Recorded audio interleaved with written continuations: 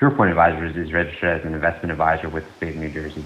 Registration of an investment advisor does not imply any specific level of skill or training and does not constitute an endorsement of the firm by Securities and Exchange Commission or any state securities authority. Welcome to another episode of SurePoint Advisors Financial Roll Call with James Fay. We are 10-8 in service. This is a podcast for law enforcement by law enforcement. I am James Fay. I'm a retired law enforcement officer and now financial advisor with SurePoint Advisors. I'm focused on helping law enforcement officers make educated financial decisions that will directly affect their retirement. I truly believe that this podcast will help do that. Well, she's back. Who, you ask? Michele Clark. Michele Clark is back, our estate planning attorney. If you remember from past episodes, Michele briefly reviewed the 3 pieces of estate planning that we like to see in place: your will, your power of attorney, and your living will. Today, more specifically, we're going to talk about the power of attorney, a very, very important piece of legal document that gives one person the power to act for another person. So I told you during the introduction that I would keep these episodes to 15, 20 minutes max. Today's interview is pushing it because there is a lot of information that Michele went over, and I think it's very, very important, the power of attorney. So without further ado, let's go to the interview and hear what Michele has to say. Welcome to another edition of SurePoint Advisors Financial Roll Call with James Fay. We are 10-8 in service. This is a podcast for law enforcement by law enforcement. I want to welcome back Michele Clark to our podcast. For those listeners that have been tuning in, Michele is an attorney with a local law firm here in New Jersey. Michele, how are you? Good. How are you? Thanks for having me. Absolutely. Thanks for coming back and imparting us with your knowledge. I can tell you that it has stirred a great deal of interest. Emails, phone calls here to the office.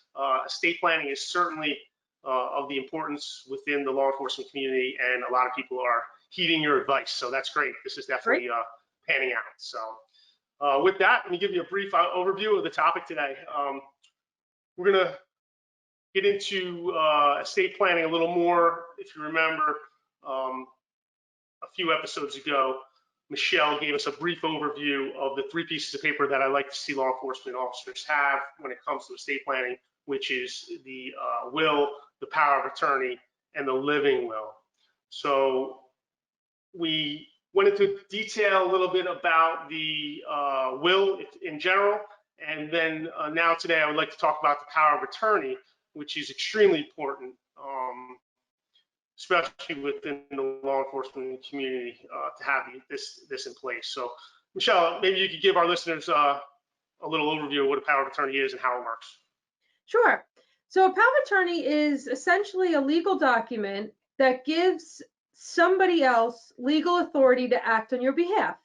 So let's say you sign a power of attorney appointing somebody else as your agent.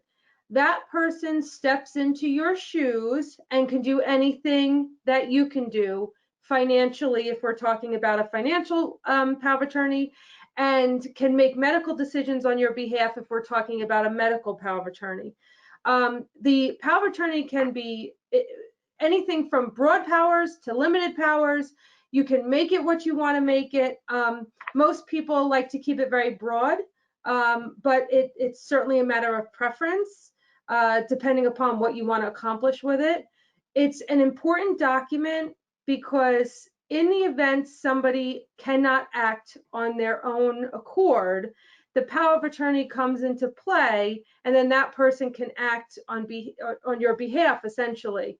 This avoids certain pitfalls, such as if the person becomes incapacitated.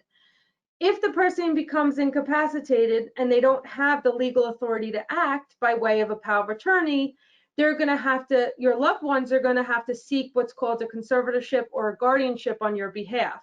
And basically what that is, a guardianship is where you have to have the court deem you incapacitated. you only do that if you hit a brick wall and you can't do, if the agent can't do what they want to do on behalf of the person who's incapacitated.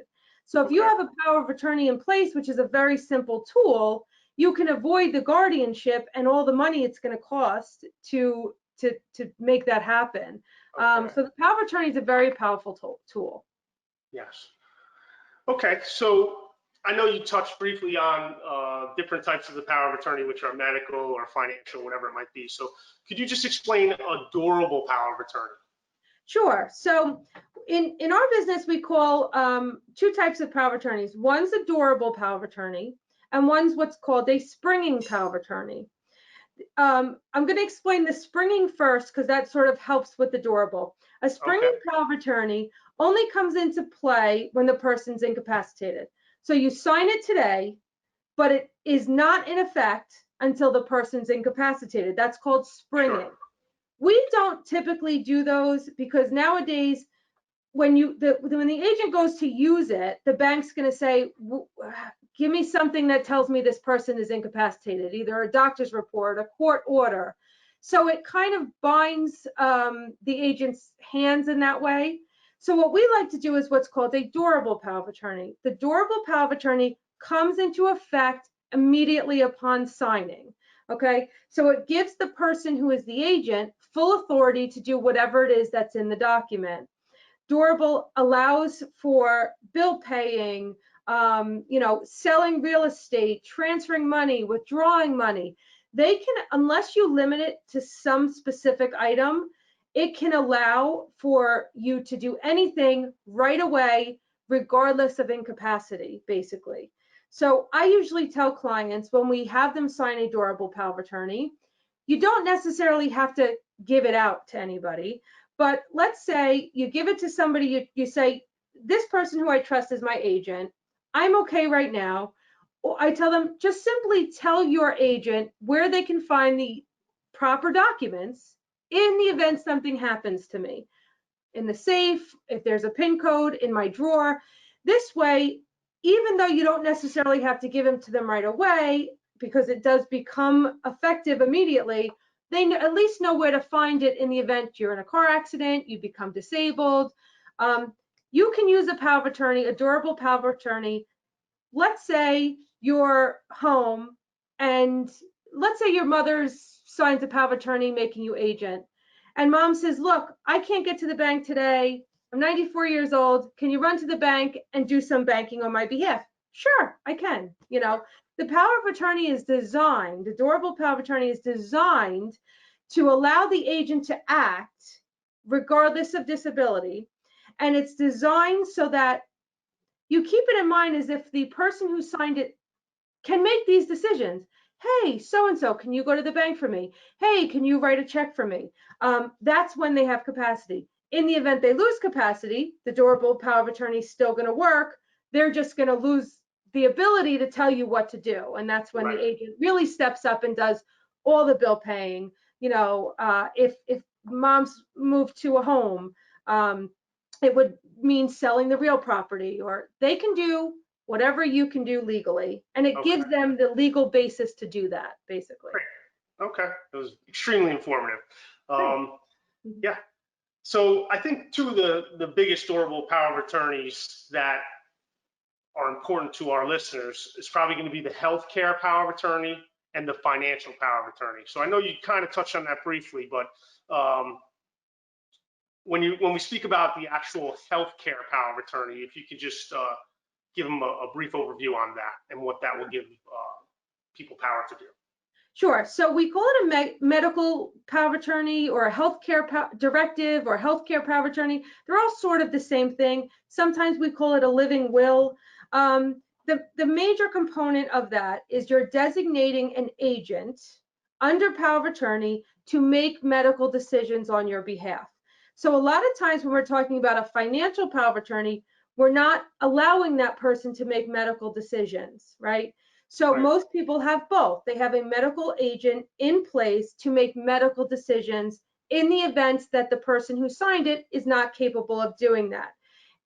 Sometimes when we do it in the form of a living will, it not only appoints the agent as medical power of attorney, it also speaks to the person's preferences, their medical preferences. Do you want organ donation? Do you not?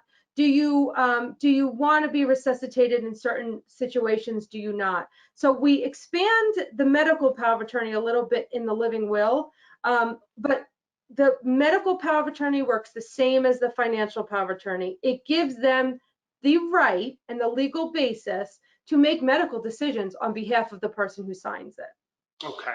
So to give an example, if an officer is injured and laying in a hospital bed and unable to pay that month's mortgage, Yep.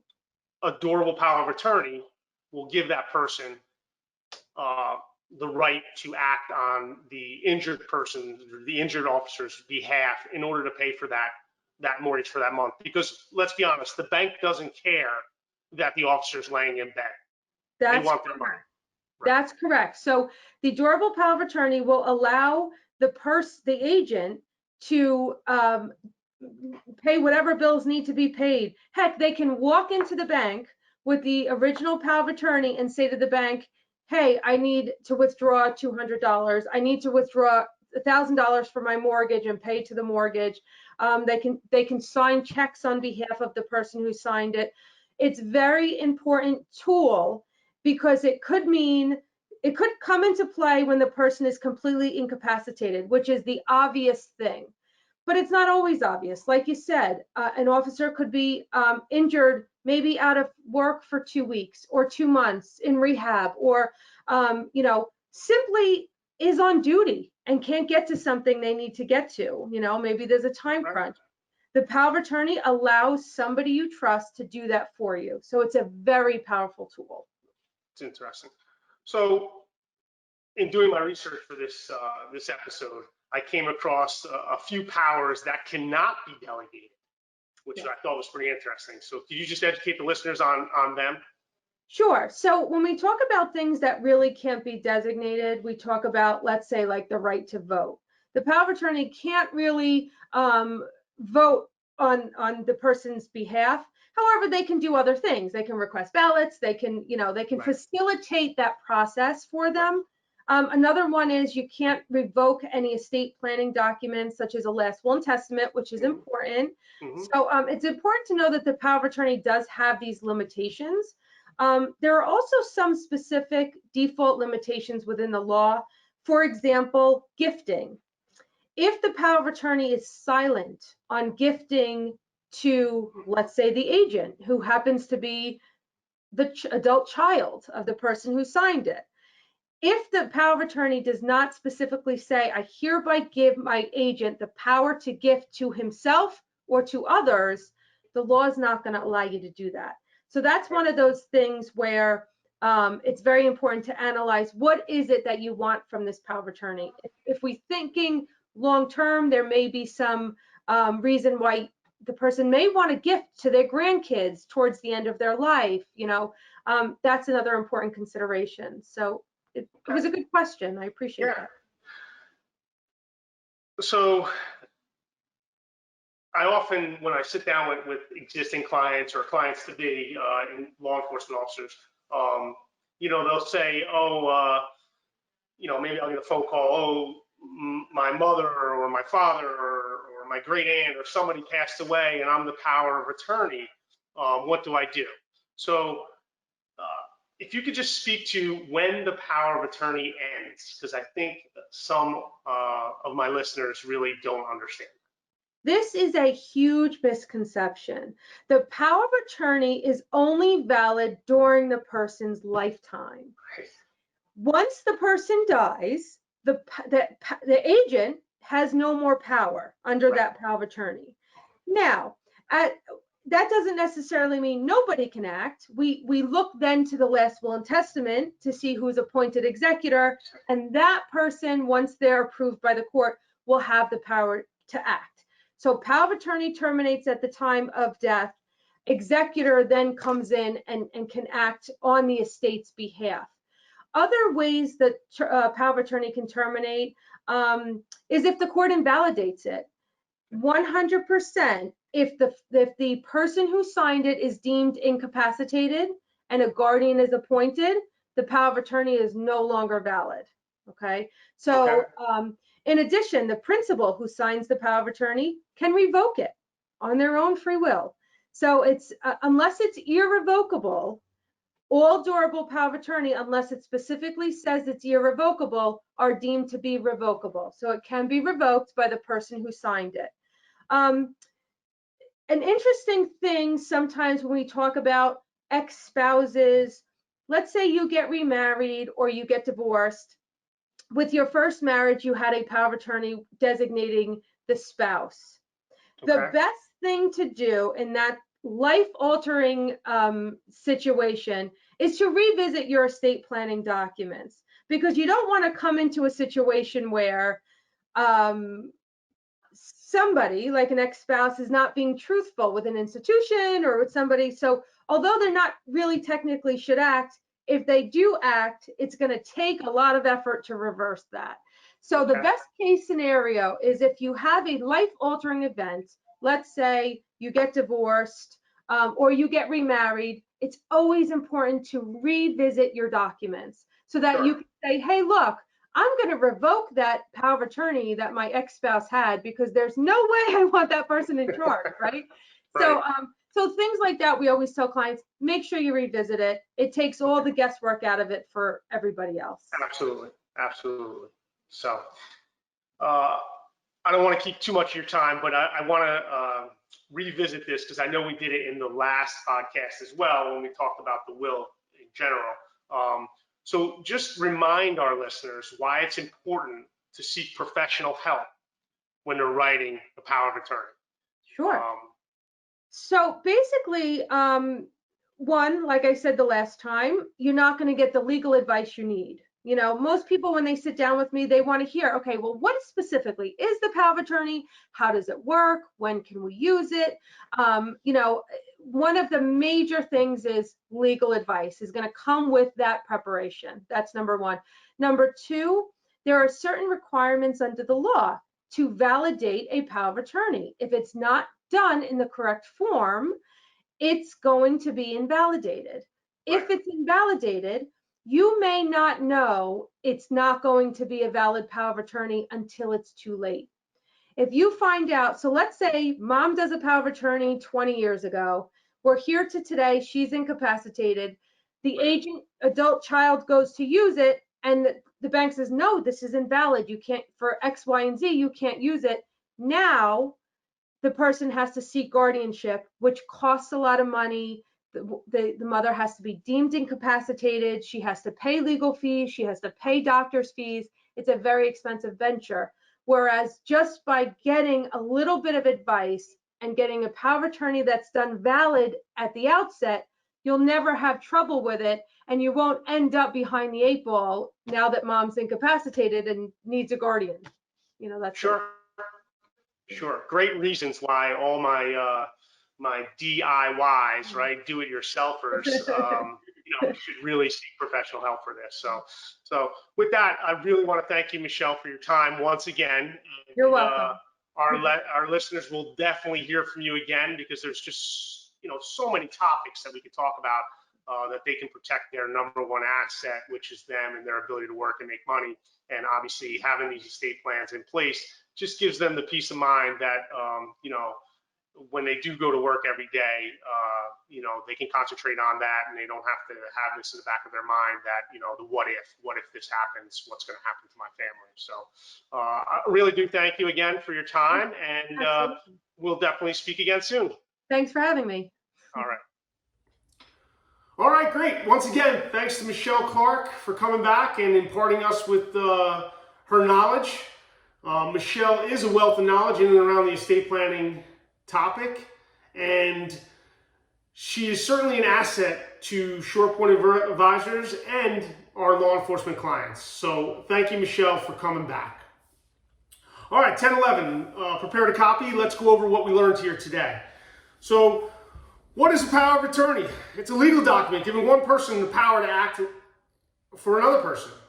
If you, for some reason, are incapacitated or you cannot make decisions, a power of attorney will give somebody either broad or limited authority to make legal decisions about the person's property, finances, or medical care. So, that's important. It's used in the event that the principal's illness or disability, or when the principal can't be present to sign necessary legal documents for financial transactions.